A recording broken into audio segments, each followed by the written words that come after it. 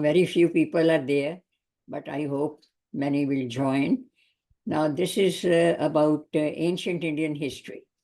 Finally, the government of India has taken the initiative and they have put up a curriculum and textbook probably for the history of ancient India. My actually, the way we read history, it was so boring, and that I think most people of at that time, even 10 years before this time, things were like boring and made no sense. And why bother? In fact, there was a very good question put up by somebody in a live conference. And the question was that Alexander and Porus fought a war, and uh, Porus lost. What have I to do? And this is a very good question, that what happened in the past, why bother? So when I started teaching history and reading it and different books and actual sources, I saw a fascinating journey. I saw in the history of ancient India, everybody's, even those who went later on to that country, they had a cultural DNA of that place. And that, even if you move away from that country, it remains within you. It leaves an impact. So that is my fascination started. And when I read the global, internationally taught history books, world history books, they were so disappointing. 11 pages of apartheid, caste system, and the benefits of English rule, and a little bit of Mughals. And this is not history of ancient India. History started much earlier. So then I started approaching other people. The other people, like, Government of India, their ambassadors here in New York. And I lugged all the material that this is what nonsense is being taught here. And kids are so ashamed of themselves that this is what India is. And most of the teachers even skipped that section. Why teach about it? Not relevant. So we became others irrelevant people in this country, in America. And I'm sure in other countries as well, it was the same story. And even in India, Hindus felt that they are irrelevant. Nothing ever was done good by them. And so that is how it was my passion. It later it became my journey. I approached like-minded people, like Rajiv Malhotra. We created a group, had a lot of meetings, and a lot of suggestions. Mostly nothing concrete happened. And that brought us to 2003, when we brought an awareness in a philosophic conference. Hundreds of people attended, and we brought it the issue. That was the part of the journey. And then I opened the question, sent letters to almost every, I knew the international scholars, that would you join me to take up the task of writing history of ancient India? No one replied, not a single person. So then in 2005, I decided that I have to start it. And that is a short summary of my passion for history, for actual evidence based. It doesn't have to be anything that you assume or you have not seen or you conclude on the basis of preconceived notions. So we can start this. Everybody knows here my name. And I've written several other books after that. Hindus are my teaching guide. And I wrote a cookbook just for the fun of it. And then I wrote Partition, History of, or actually Legacy of Gandhi. And I really brought out the facts. It's a 750-page book and pretty daunting in the sense that one may say that why should I even look at this book so big? And my own reaction was like that. But anyway, now this is now that the government of India has taken the initiative, and I have a feeling that if I create teachers and lessons, how to teach the material, because I've already produced the Ancient Indian History book, and uh, in addition, if we can put a teaching guide or edition, how to format the lessons, how to engage the students, and how to involve them, that they really get the sense of their past. So this is the purpose of this series, that parents will learn. My age people will teach their grandchildren. Younger than me, next generation will teach their own children. And mostly, I hope that this will help as an additional material for the teachers. Actually, the students who are going to be teachers, doing MEd or BEd and like that. So now we can start the slides.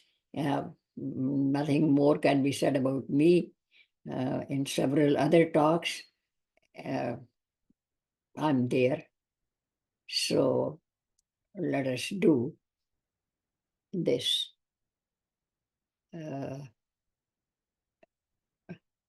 Okay. So should we begin? Okay. This is ancient Indian civilization and culture in the global sense, in the global context. What is historiography? And that is the subject. Yeah. Your PowerPoint is still not showing up. You have to share. I did share. No, you did not. I did. Just check. Yeah. Okay. Let's see.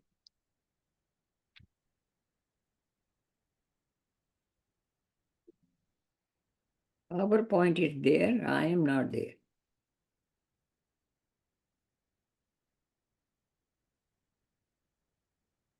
Okay. Let's do it one more time. This is the presentation, right? So I say share.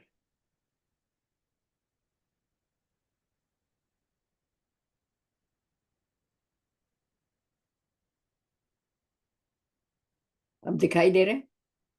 No, not yet. तो किसको दबाना है अब? Share के green बाद button. में कौन सा स्क्रीन शेयर करना वो पूछता है, उसको select full screen. Presentation is on my end, and then there is a glass. Please select the share button. I do the share button. Okay. Please click on the share button. Yes.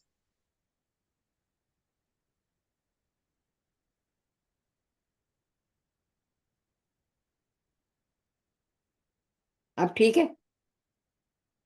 Yeah. Ji. Yes, we can see. And click on the projection screen. Okay. Yeah. Projection कहाँ है? हाँ yeah, and उसके next वाला. Yeah. That's one. ये glass वाला? हाँ. Oh, perfect. Thank you. 100 बार किया है फिर भी गलती हो जाती है. Okay, this is what I was talking. My early findings about globally used books, I explained, and 3 decades of banging heads against the walls. And then I decided if anybody has to do it, probably I may start, and let's see where it goes. Now, what is itihas? That is something which is even now is not being defined. Sanskrit word for history is itihas. Iti, that has happened. Her, somebody was there to notice it, and it was explained. So iti means a statement or an event has come to an end. Then it further means that there was an origin and progress and termination of the action. I mean, it was not just one event, it was a series of events. Ha means the knowledge of an event that happened and has been obtained. And sa means something happened or its knowledge existed. Now its knowledge existed. So it is somebody has watched, somebody was contemporary, or some evidence is there that there was an event. Now, what is being written is either, like Will Durant said, that it is part of it is bias, most of it is speculation. And that is what the current books were. So, prejudice is a burden that confuses the past and threatens the future and renders the present inaccessible. So we are looking at a lens which was lens for Indian history, which was created by the British to put the Indians down, to block the Indian heritage, and digest it in different ways as part of Christianity or Western civilization. So that is where we start.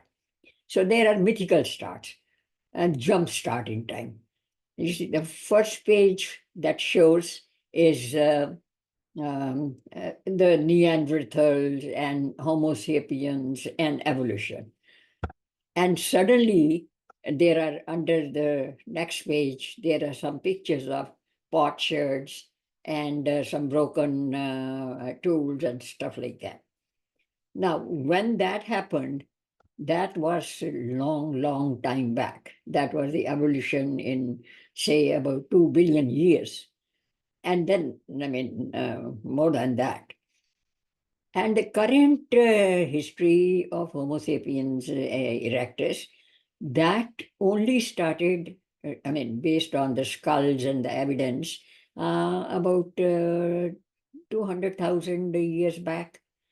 So, what is this gap? What happened in the meantime? And how the nature evolved, and how the ecology changed, and how the climate formation happened in different parts of the globe.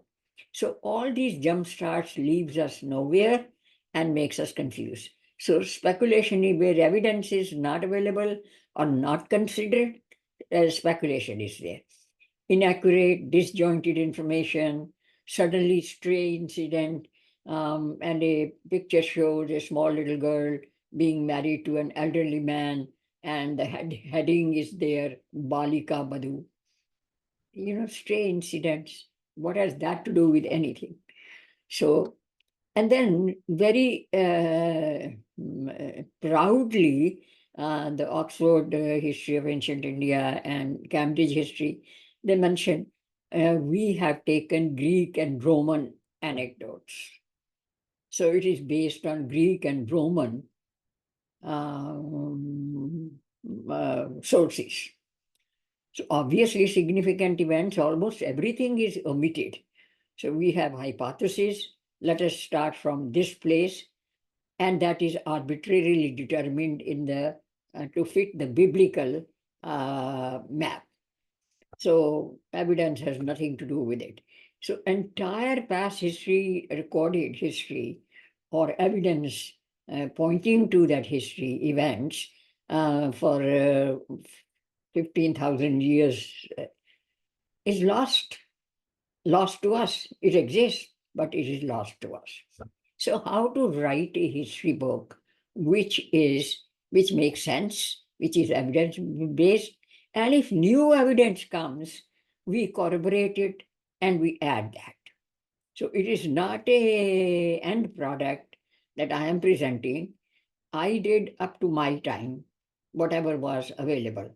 and whatever methods were available to date it and find it. So after that, somebody else will find new evidence. Well, you can predate it, but you cannot post-date it because predating is possible with new evidence.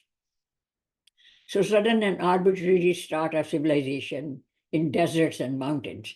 So when they did start, they started that civilization existed in Caucasian mountains. Now, Caucasian mountains are in tundra. And have you ever heard that the mountains are the ideal place for civilization to start? Most of the people, they migrate, even from Kashmir and from Tibet. People go to valleys where they can spend the winter. So entire narrative is mythical, biased conjectures, and conjectures built upon conjectures. So how to rise of civilization is dated arbitrarily 5 millennia ago. So everything, all these people who come on the television talking about history or medical sciences or anything, they start 5,000 years back. What is so sacred about 5,000 years back? You know, why not 6,000 or anything else? Why this arbitrary? A few selected artifacts of archaeological, as I mentioned, anthropological are given. And then the rest of it is constructed on linguistics, and thus there was a common language in Europe. And then from there, the Aryans went and took the Sanskrit with them, and then they developed it there. Couldn't understand the logic of it. And of course, there's no reason assigned to that why this date is taken and why we are leaning on linguistic evidence only or not corroborating with archaeological and anthropological. So entire history of India from 10,000 to 1500 BC wiped out. Now, this is something I just wanted. It is sad, but the person wrote it hilariously. He says, the truly educated man can admit the mistakes without feeling that his personal worth has been diminished. The uneducated man clings to his mistakes with all the more determination when others point them out. To him, the critic is an enemy who attacks him by showing him up. So why I had to put this in, all these people, when we started, focusing on the real history and brought it out in small articles or in lectures, people like Witzel and Doninger and even Indians, Angana Chatterjee and this and that, all of them, they were up against us. So I attended the social studies conference in Chicago, and all they showed about Indian history was a short documentary where child infanticide is shown. And the sound effects were so dramatic that it really left an impact. And if you counter them, they will start a petition. And in the age of, propaganda and fast-paced transmission of information, these 100 or so people, they have a very important voice. In fact, the only voice in which our objections are drowned. So that is how far. Then in 2006, a very interesting thing happened. I mean, not everybody has come to know about it.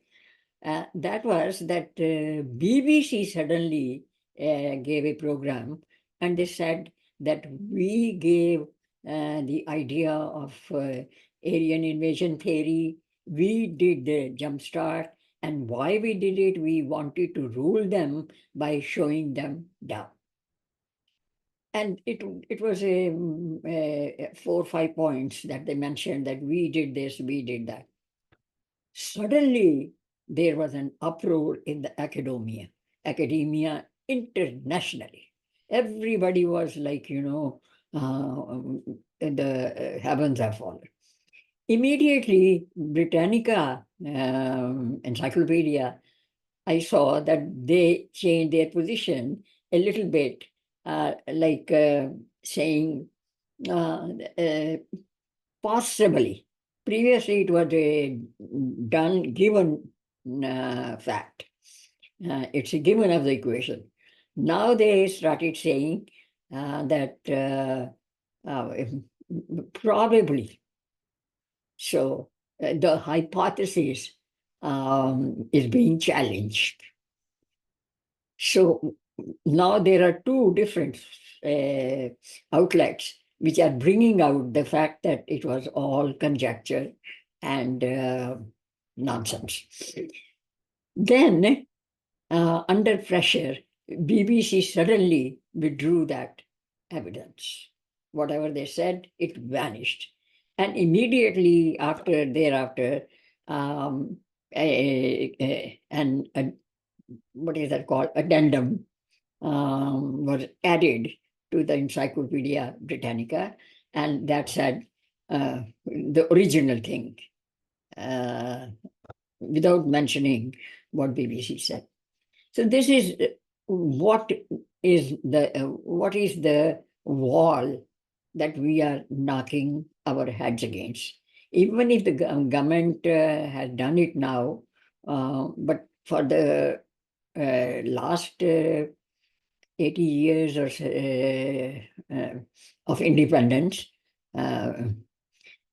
it was the contention of the international academia was that why should we bother taking your word and what you are saying about the credibility?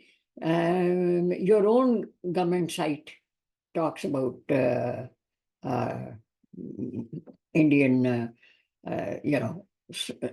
and even Majumdar, he also wrote a small pamphlet. And whole lot of people under Irfan Habib and all these education ministers, starting with Maulana Azad, they deliberately clung to whatever the British spoon-fed us diligently. So we had, we were unsupported by our own government, our own embassy. One of the ambassadors I met, and he said, if you are that patriotic, why are you here? What kind of question is that? My personal circumstances have nothing to do with the history of India. You are representative of government now, and I am bringing out an issue to be taken with the government of India.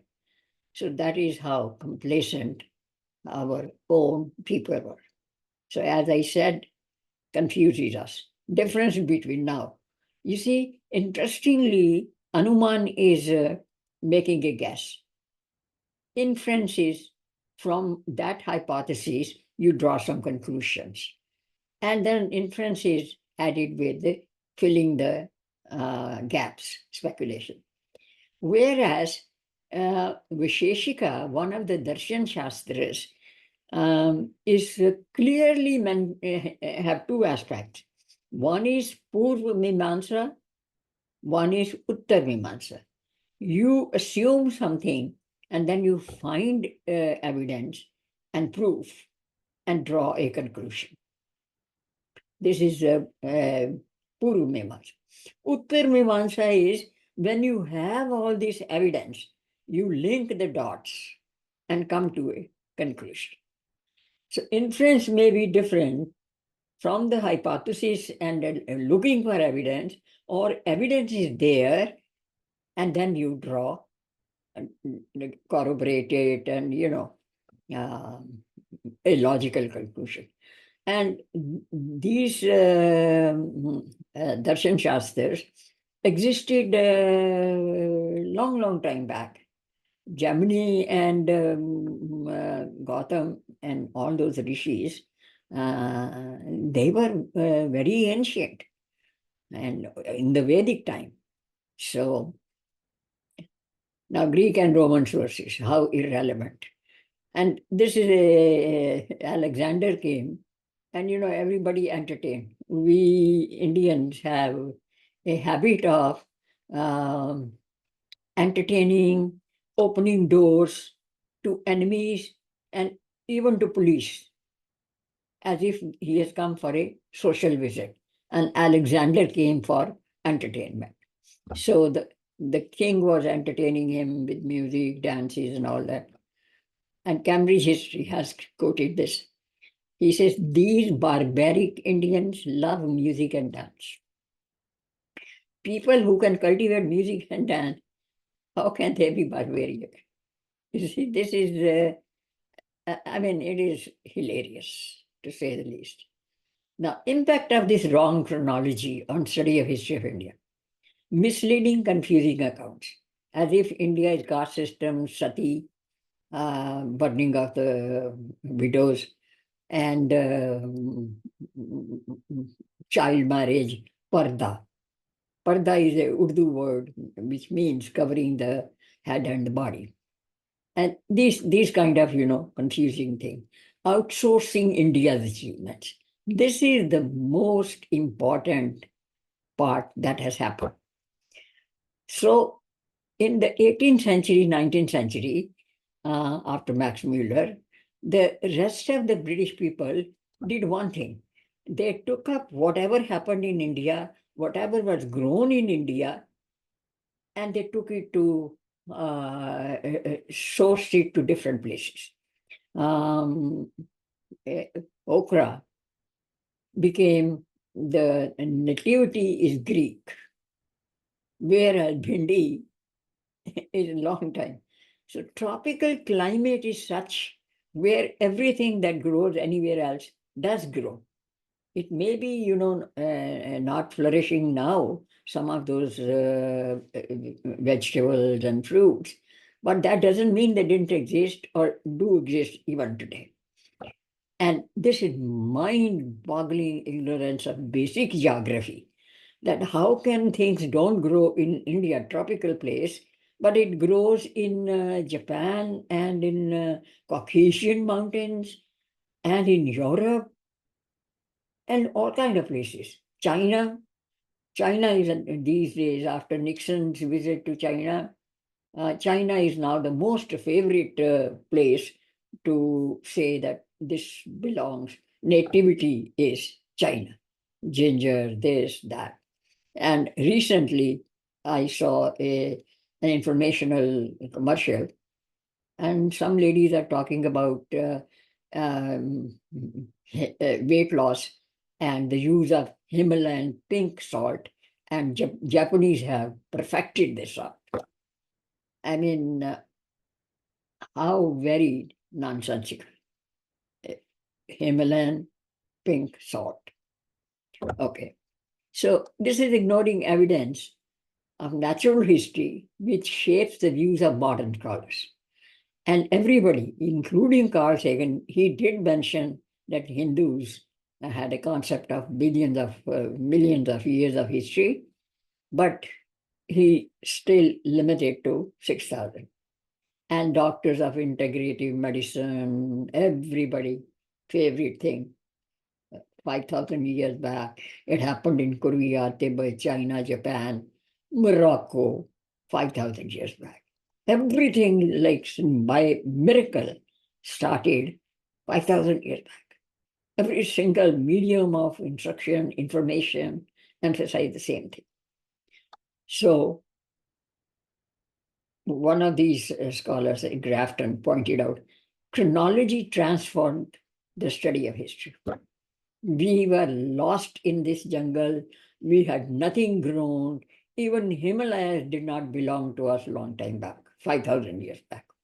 So in order to reclaim Indian heritage, it is necessary to demolish these assertions. Otherwise, generations of students will be indoctrinated to believe the worst about India. I have never heard a single popular channel using the H word, Hindu. When they mention something about Hindu, they say nationalist Hindu, as if being Hindu is something derogatory. And they never ever talk about India, unless it is some floods or something like that. So no complementary information. Now, where are we going to start? Are we going to start from the evidence of obtained from paleobotany, 15,000 BCE? Rice husk are shown, which means the husks are there. They are not being eaten as husks. There must be technology to polish the rice. And ann is the oldest word for rice. So impact of retreating ice age, we have to understand that where European history begins, or even Mediterranean history begins, forget about America, they were under the ice age. So between 8,000 years BC and 11,000 years BC, it was retreating ice age. The floods come, then it sheets of ice. Those cannot be the places of civilization. And now, if you see the globe, the civilization started in the bulge of the globe. And the bulge is tropical area. Equator 33 degrees up, equator 33 degrees down, which means Central America, which means Philippines and all those islands, the whole circle around. And which is the best place for the civilization to start, continue, prosper, and continue prospering, even today. Which is that the largest tract in the tropics is in Indian subcontinent. So if you see the globe, not the Google Maps, because they take it from probably from the space, and India looks like a cylindrical line. See the actual globe. And when I am teaching in the classroom, globe has to be there, so that I spin it and I show them. In Central America, it was not a lasting civilization, even though there were sporadic civilizations, because it is sandwiched between two mountain ranges, Andes and the Rockies. So obviously it is a hilly area, and there was terrace cultivation like that. So this retreat was not uniform across the world. So this is, I took from, it is necessary that we study the history of the earth also.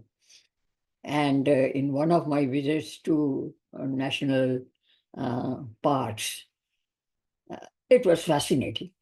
For me, the best part was where I took the 2 billion years walk. And I think it was 1,000 steps. They were very long steps. But I learned how even the mountain ranges developed, and how the layers changed, how the minerals were deposited. And the whole thing came to a different kind of light. How the global warming submerged some of those coastal areas and made the continents or cities shorter, smaller. So 9,000, this you can read on this. Extensive region maintained a high albedo at the start of Holocene, which undoubtedly curbed the warming of bordering zones. Somewhere there are floods. So in India, they mention deluge 5,000 years back, 8,000 years back, because there were several deluges. It's not the pinning of when Dwarka was submerged during Shri Krishna's time, there were afterwards deluge, there were before deluge, and most of the cities were Dwarka. There are 3 different cities far away into the ocean. Okay. So the earth entered a warm period, and that culminated about 6,000 years before the present day, which means that civilization in other places, Sumeria and Mediterranean regions, Greece, they started. By the way, I didn't mention why Africa is not a candidate, because there was one river, Nile, and the rest was expanding desert. And same is the case with China, because part of it was Gobi Desert and Arabian Desert. So temperature in the center of Asia during northern summers remained between 2 degrees centigrade and this, higher than today. So rainfall was most likely. So climate and weather patterns decide the dawn of civilization, evolution of civilization. So what is so unique about the Indian subcontinent? I explained, this is the largest tropical area, subcontinent. Philippines and Java and Bali and East Indies and at that time Champa, all of these are small little islands, isolated, more isolated when the water started rising. So the land bridges disappeared. So tropical climate is the most ideal. That makes people grow things, prosper, start civilization. They have ample time. And also tropical climate is the one where civilizations reach a high point. But then what happens? People become complacent because everything is available so easily. 6 crops are grown in a year. Things are abundant for at that time for those populations. So these are the things, glaciers and lakes, and how they fed the rivers, and how the rivers, due to tectonic plate changes, earthquakes, some rivers disappeared. So climate and weather patterns, ecology, has to be considered. So, the evidence that we are taking has to be from various sciences. It is not linguistic literature and some artifacts. It is multiple disciplines, from genetics. Now we are taking it from paleontology, from ecology, from glaciology, from the geography, geology, under the linguistic literature and arts and crafts and stuff. So multiple sources, most of them lie in the hard physical sciences. So in the face of all this emerging evidence, still AIT continues to be the bedrock. So knowledge base of 16th century European, what was the knowledge base? Earth was still flat for most of the people. And they did not know about the other continents, let alone the geography or the climate. So linguistics and philology, that is the only thing that was available to them to make some conjectures. And wrong translation of literary texts. Obviously, if you don't know what tribes are, and you translate it in the worst possible way, saying they are Dalits. There is no such word in Sanskrit, Dalit. And these are Marxist connotations and identity, political identity narratives. So many other texts and epics were ignored, whereas epics have tons of astronomical evidence. And many astrophysicists, they have used it now and proved.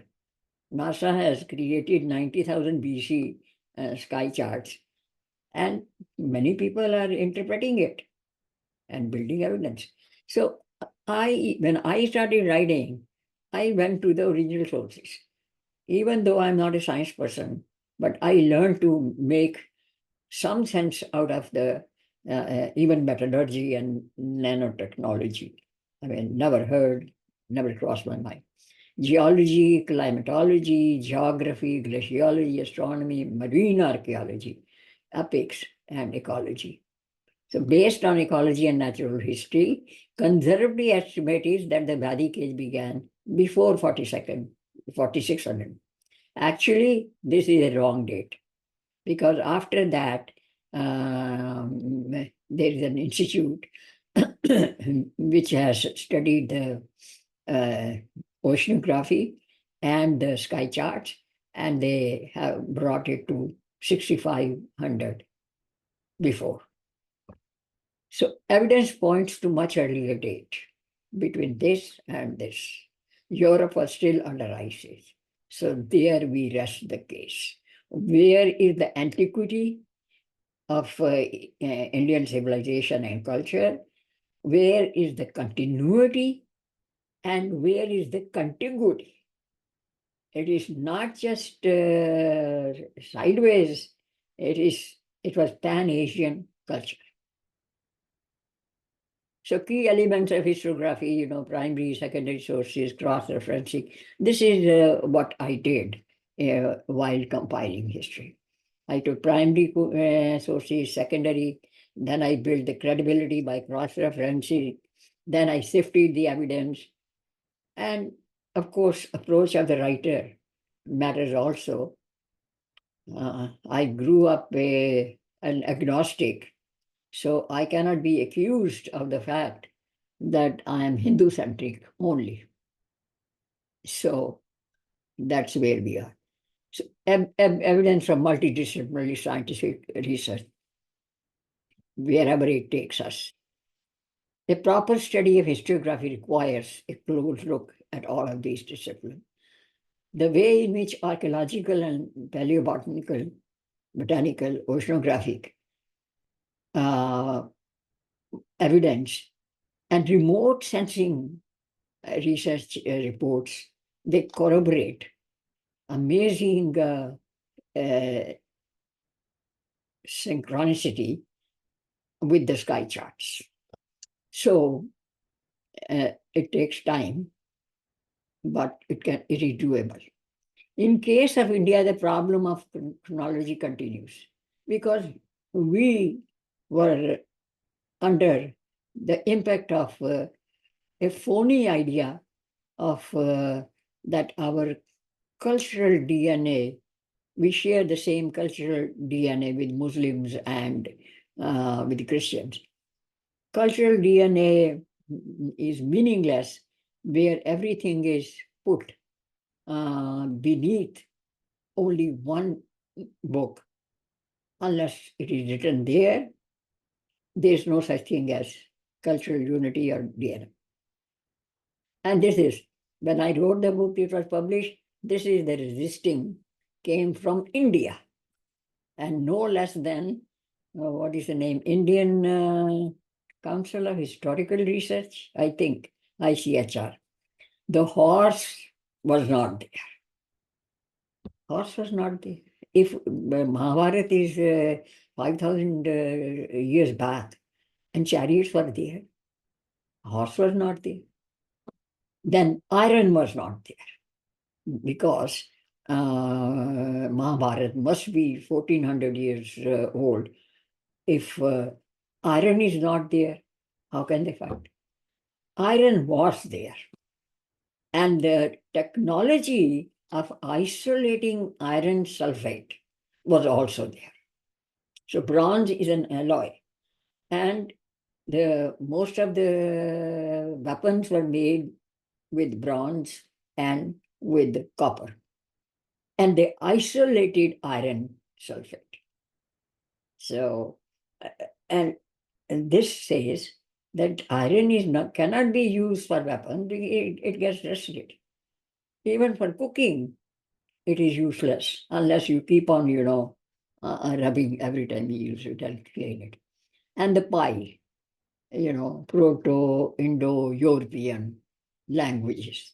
What is that? Can you ever show the script of that, combining Sanskrit and Latin? Now the iron. So that is the major criticism. I prove that iron didn't exist, therefore Mahabharata is not that old. What next? Do deserts and mountains regions support lasting civilization? Do invasions disrupt socio-political economic structure or infuse new blood as claimed by Indologists that every time something good happened, invasions came and invaders brought that. They were marauders. So this kind of thing, how to cut a mighty 300-year-old oak tree. Now this is 300 years. Even now, add another 50 years.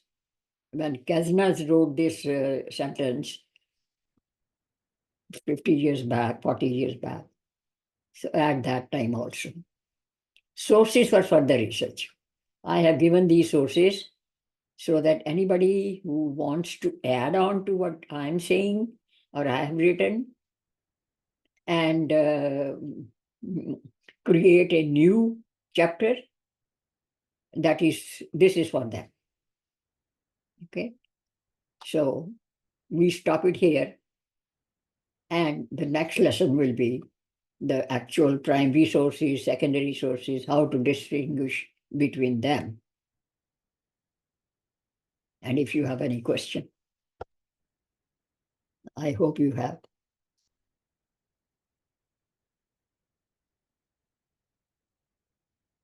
Escape and minimize. And minimize. Okay. Somnath Sinha, हाँ जी बोलिए। नमस्ते जी। नमस्ते जी, एक second इसको बड़ा तो कर दे। हाँ, okay, now we are talking. हाँ जी, please tell your question. Can you hear me now? Yeah, I can hear. Okay, so this is great because going forward, we need to inform the next generation of students that what they are being taught is not being intellectually accurate, and worst case, it's being misleading. And this gives them this inferiority complex that we are not the originator of anything, and we are always doing copy paste. So you started with the thing with the song from the Hindi picture where Sikandar and Porus ki ladai hui to main kya karun. A big part of the problem statement comes from this film industry. Yes. They themselves are so imitative and derivative that they copy from, shamelessly they copy from Western sources. And the cinema theater is the biggest sort of classroom where now we are actually being indoctrinated on second rate and third hand things. That is one point. And the second point is these children then go into exams for central services. And the questions that they are presented with are so, how should I put it, biased. Like this building in this city, its architecture is based on option A, Persian, option B, Chinese, option C, Turkic, option D, English, some, thing. And option E obviously is none of the above or all of the above. But their minds are being twisted in this fashion. So first of all, they are getting brushed education, and then they are being asked to twist their answers to fit the preconceived notions of what they want them to regurgitate. So this is fantastic effort, and I'm sure we will pick up the fight from here onwards. Thank you. I hope we do. I have seen the IAS, there are now tons of schools which coach students for taking the exam. When I took the exam, we never heard of these kind of things, that there are schools who prepare you. We prepared on our own. And I saw one of them, it was so biased that Kashmir was always a disputed place. It was not a Hindu place of civilization or pilgrimage. This is in Delhi-based coaching center, and a retired IAS is teaching and coaching. If I were in India, I probably would have met him and done something drastic. But और वो लोग तो गरम तवे में अपनी रोटियां सेक रहे हैं madam. yeah, but that's not where your conscience is. You see, after all, some people should have the guts. Some people have to have guts, and some people have to have desire, motivation, and some people should have fearlessness. I am otherwise a fearless person. Being in the administration, what will you do to me? Bottom line is you will kick me out of the services. That's all. So that gives you the Kshatriya or the fighter spirit. You see? So we are not fighters anymore. In fact, we are escapist. On a cup of tea, people gather and they talk about all kind of nonsensical opinions, chit chat. And when I started telling them that you are wrong in this is the right fact, and then they say, "Hame kya lena dena," you know, what have कि we? Invites cut जाएंगे. Yeah. Then they say, "What are we to do with it?" And at one point, I was so irritated. I mean, those people who were talking, they were our guests. I said, if you don't have anything to do with it, I certainly don't have anything to do with it, because I have very few years left, and it is not my generation. It will be your generations which will be affected. So Yeah, this don't Shatru start the Bodh. subject. Don't start the subject. If you start the subject, be bold enough to listen to the answer and pay.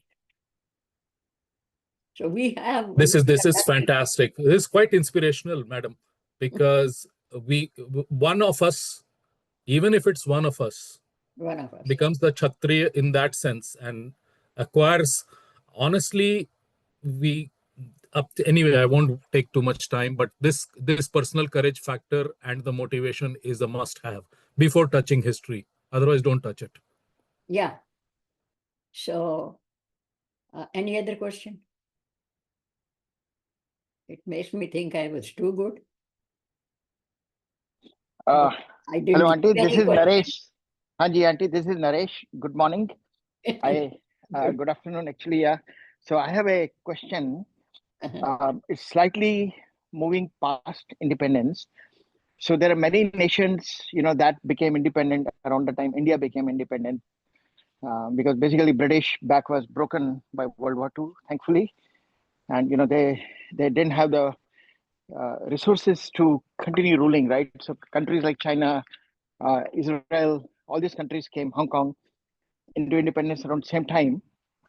Of course, their progress is ahead of India right now on multiple scales. So I wanted to ask you, in your view, what is the role of the reservations that played?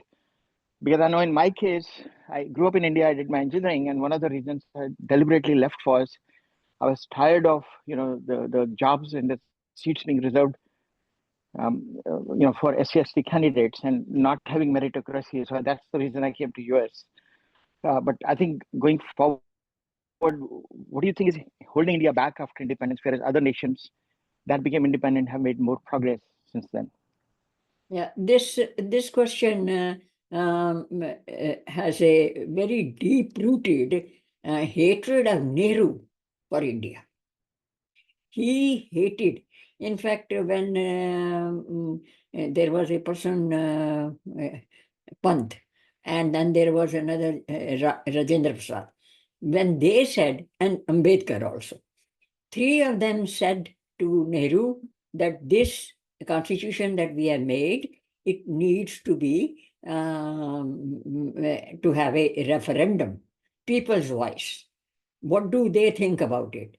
Because what we have written is isolated from Indian traditions, this constitution. And Nehru's answer was, I mean, this will shock you. People who are going to that, what is a Shanti Ghat and offering Nehru all kind of eulogies. Nonsense. Nehru said, who cares to talk to cattle?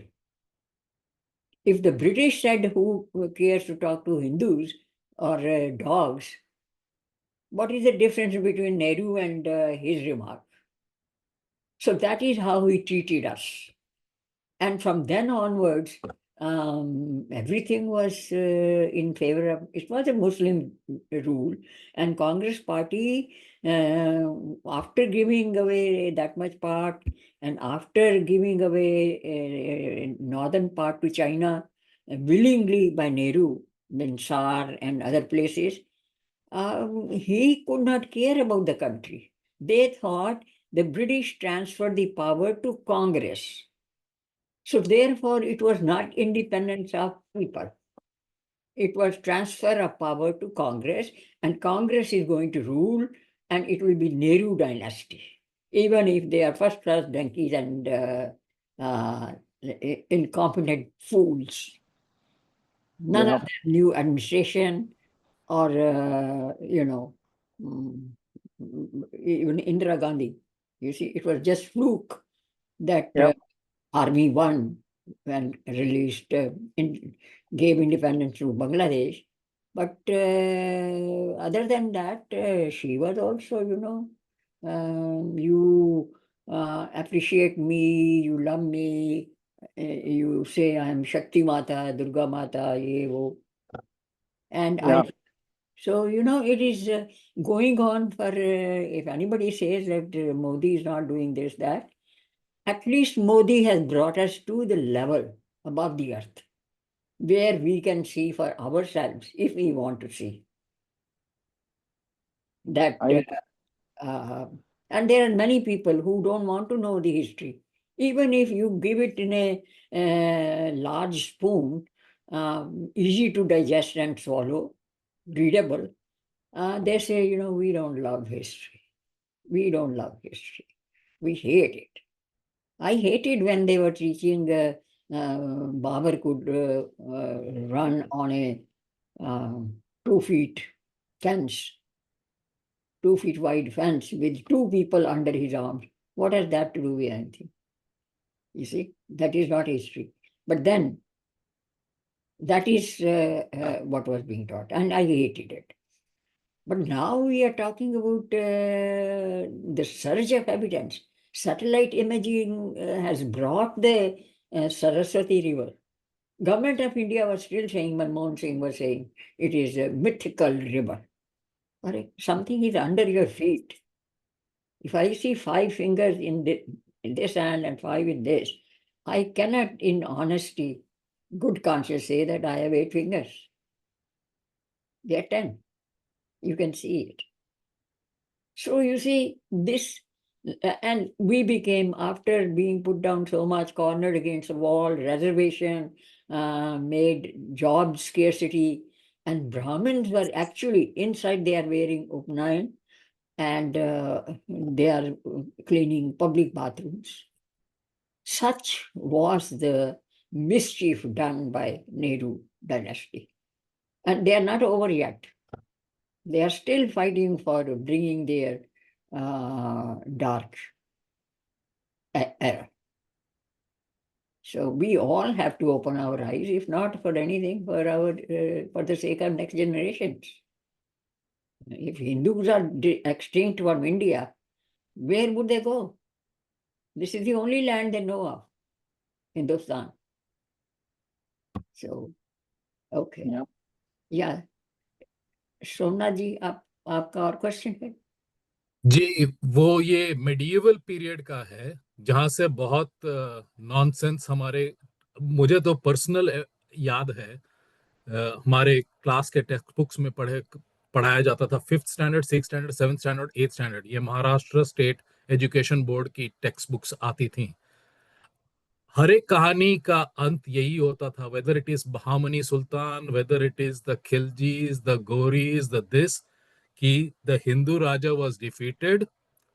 He had to give, as a part of terms and condition, Yeah. a significant tribute.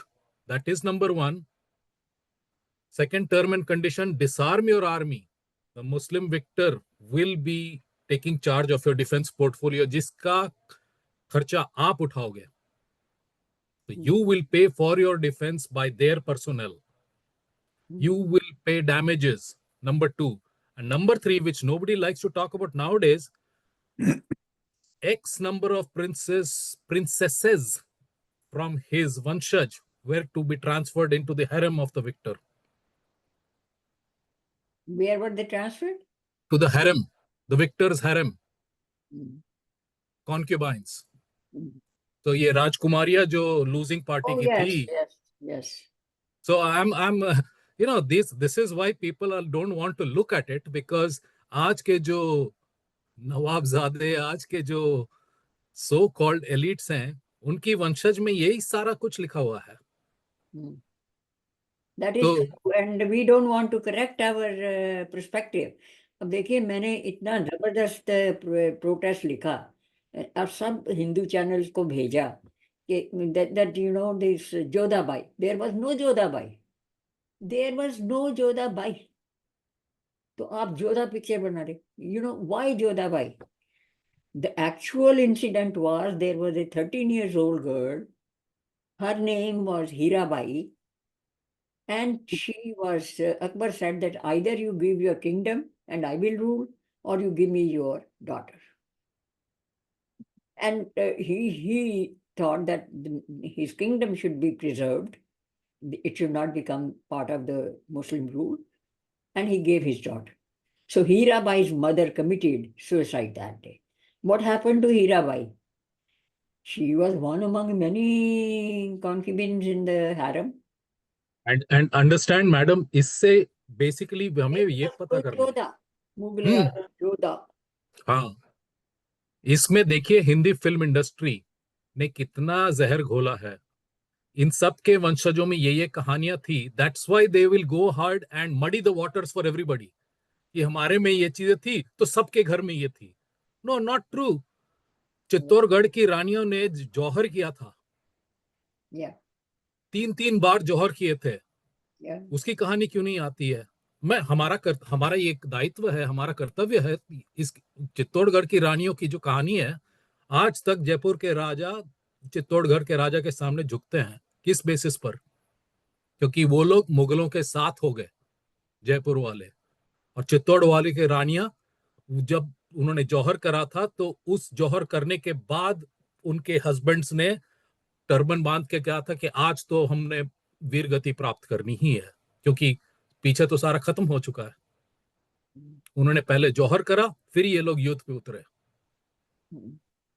That's true. And then there is this later film, Jodha and Padmavat, Rani Padmini. I mean, again, I wrote a protest. Please don't see the movie. You are only feeding those who are making money out of it. There was no such thing as Padmavat. It is mentioned in Geet Govinda or something like that. But there was Rani Padmini was not dancing in Khilji's court. दरबार. So I mean, इस किस्म की this is basically why you can understand the motivation, madam. इनकी motivation वहीं से आ रही है. ये लोग तमाशबीन हैं. वो सारा हमारा हिस्ट्री ये लोग तमाशे के सिक्के पे नचवाना चाह रहे हैं. Of course they are failing. The new generation knows that we are not what Bollywood or whatever these people try to represent or misrepresent us as, but जहर तो घोल रहे हैं. इसका तो we have to acknowledge. घुल गया है. ना सिर्फ वो घुल गया, वो अंदर हमारे काफी पहुंच गया. I mean, We are basically intoxicated, indoctrinated, Hmm. believing what is easy to be believed. We are so lazy, we won't verify. Okay, Shivaram ji, आपने कुछ कहना था? Shivaram, जी नमस्ते। नमस्ते जी। मैं कोई बहुत पहले to around 2005 for time frame with Rakesh Bahadur in Virginia. Do you remember a textbook? Or he was working in Virginia and I was working in Maryland for textbook correction के लिए। तो उस समय मैंने आपसे डायरेक्ट नहीं मिला था, बट रिव्यू वगैरह आपने जो किया था आपको भेजे थे। Thanks for your help from that time. And also हमने जो अरुणा शर्मा जी के साथ जो इतिहास सर्कल हिस्ट्री का किए थे उसमें भी आप आए थे। Just we all pray to God to give you more longer life, better health, so that you can keep fighting. So again, thanks. I have worked with you almost since 2005, but never met indirectly. I am also thinking that with this new project, making a teacher's edition, how to teach the subject, history. History book I wrote already.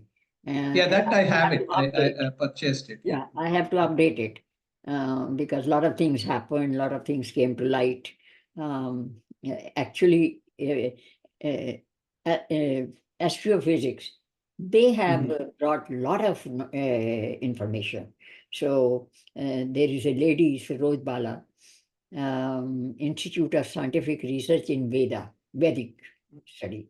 So ISRO, that is the name of the institute. She is a retired IRS officer. Retired IS officer, yeah. Yeah, she. I was closely aligned, and she wrote the dating the Ramayana era, dating the Vedic era, dating. I have all those books. So naturally, that predates what I wrote. So I'm going to, do the add-ons in the previous history book. But right now, what I decided was that I should start this project of 25, 30 slides. Lessons, how to teach the subject, how to involve the students. What a fascinating journey. I mean, bring a piece of linen and say, hey, this is staple of India. It is made from flax flowers. And the instrument, Tushra's book, there are the tools which are used in surgery. If you look at them, you will be amazed. So if you bring that, I cannot do it in the book because I need copyright and I don't know who has it. But I put it in my presentations always. That look at the instruments and compare it with the instrument and check how many type of threads were used for stitching. You see, there is amazing knowledge out there if you want to keep update.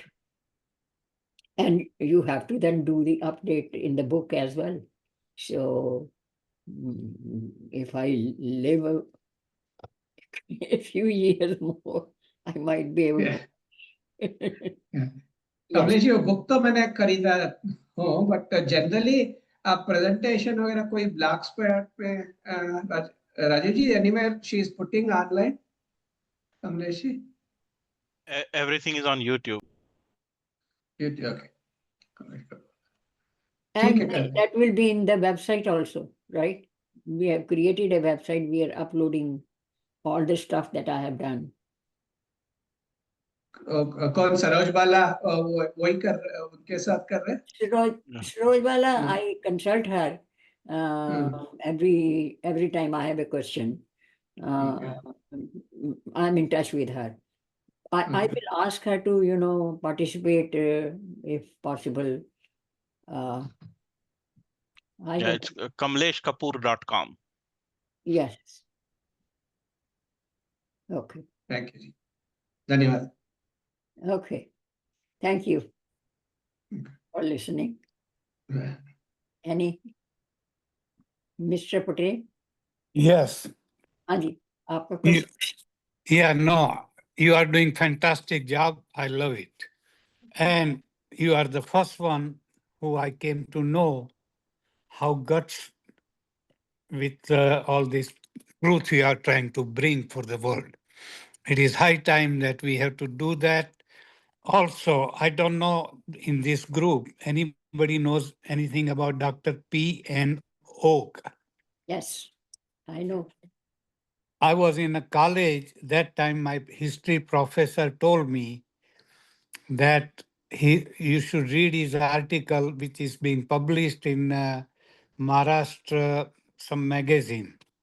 So I go to the library and read it. Now that guy have done so much hard work, but nobody talks about him. Nobody is following it up. There should be a movie made on that, all the facts. He was archaeologist, and he did all the research on his own money from Kashmir to Kanyakumari, east to west, and all this Taj Mahal and all that garbage. He brought the facts out. So I we should really honor him and bring all his truth out. Yeah. Actually, you see, one of the things is that people have not brought the evidence from other sciences, other non-social sciences. You see, metallurgy, the isolating of iron sulfate, glaciology. You see what happened to Saraswati River. That is really, really important to know, because Saraswati is the river mentioned in Yes, the Vedas, correct. and it is not mentioned later on. Well, one of the facts that I learned when I was traveling in India, they took me to one of the Gurukul, which was fantastic in Gujarat. And I was so much impressed that it was very clean and just amazing. It's impossible in India to have a Gurukul like that, even today. So I was impressed then they were providing all kind of special uh, e- education also, classes. So that I went to one of the class where the history where they were teaching. And the big uh, flyers and everything on the wall, and student and teacher were sitting there. I went there, I saw that. And then I asked the teacher that who invented gravity. And they said this, British guy and all that thing. I said, that's lie. He came to India, he learned that, and he put his own name and created gravity. He said, yeah, that's true, but we have to teach this to the student, otherwise they fail in the class. So I said, okay, you're right, but tell them the truth and tell them that you have to lie to pass the exam. Yeah, exactly. But So this is actually, what, yeah, if you study some of the Vedic verses, yeah, and they mention Chumbkiya Shakti. yeah, You see, the entire gravity of the solar system is what is putting all the planets in their orbit, you know, correct, yeah, and keep it there correct, so that they don't collide. So, but people people don't want to go in depth. Anything is so superficial. I mean, if there is a party, people will be going there and mixing, handshaking, checking their own perception in what is my impact on others. Who cares? Nobody looks at you. yeah, And but you are preoccupied with that image, mera image ke. So, we are our own worst enemies. And like Sitaram Goel warned us, he said Hindus will be very soon endangered species. They'll be in the zoo. And after they are finished, they'll be extinct. and then their carcass will be filled with bhusa and put in the museums. Correct. This is what he did, the prophecy in 1980s. So, somewhere along the line, Modi alone cannot bring that lethargy, break that lethargy. Election day, people think that they are having a 3-day vacation. Why go to cast the vote? Yeah. So, we are in a mess. But then, if there are 10 persons who are like us, and they are enough vocal to take their voice to, what will they do to me? They will boo me down or jeer at me. That's a maximum. But if you are not afraid, then you will come out with your viewpoint and evidence. Correct. Yeah. So one of the thing is that we have to even publicize that the lies that they have written in the education, that has to be exposed. Otherwise, our younger children, they, in order to pass the exam, they will have to accept the lies. So this is where the problem is.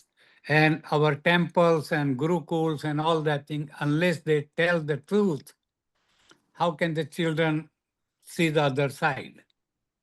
That's where the problem is. So anyway, you are doing fantastic job. I wish the God to give you more life. Thank you. That is necessary. Where are you located? I am in Virginia. Virginia. Chesapeake, Virginia. Okay, I'm in Chicago area. Yeah, Des Plaines. yeah. If you ever come to Des Plaines or O'Hare Airport, let me know. I'm very close. You Yeah. can stay at my house. Actually, I have stopped traveling completely. Oh, yeah. Oh, Because my husband is 93 years old, uh-huh. and I don't feel like leaving him alone. I see. Yeah, unless Okay. kids are here. So that's the thing. Okay. Okay, one final question, Somnath. Yes. Sure. Yeah, sorry to be that guy in this room, but I'm so inspired by your example. This year, Rajiv ji had his 30th anniversary of his Infinity Yes. Foundation. Yes. And I wanted to personally ask you in your personal life, because I find people like you rare, right? Who are reflecting the turmoil inside me, that I'm living one life amongst people who collectively are conspiring to live a lie. So, you have to fight through that layer of black label whiskey, BMW car, and all of that. And 90% of my energy is with these people, and I'm not blaming them. Their personal growth perhaps makes this the bhog bhumi. But when I get that, I was struck by the statement that Rajiv ji made in this year's speech, where he said, be prepared to lose 90% of the people you call friends. Yeah. When you pick up this thing. Did that happen to you as well? Of course. It always happens. And Rajiv, I know personally very well. His first book that he published, actually the second, Breaking India. So I edited it. I was one of the editors. And he has put it in the end acknowledgements that Kamlesh Kapur did that. And we worked together. But then, he said that it is the job that I should do is to awaken India in Indians in India. So that is where he made it. And then, he is a retired person. He's, I think, he's at least 12 years younger than I am. I think he was born in 50. Yeah, 12 years younger, a dozen years younger. So he has, and then he still has stamina. He started at 45. And I was raising my grandchildren. And I said, when they turn 15, they will not read the crap. I will personally blacken those pages about India in the world history book. And I brought it when they were 13 years old for them. I Fantastic. the next That generation. is the motivation. That is the motivation. That I That don't was want the. one of the motivations. And I said that they said, but we have to go with the textbook. I say, why? Because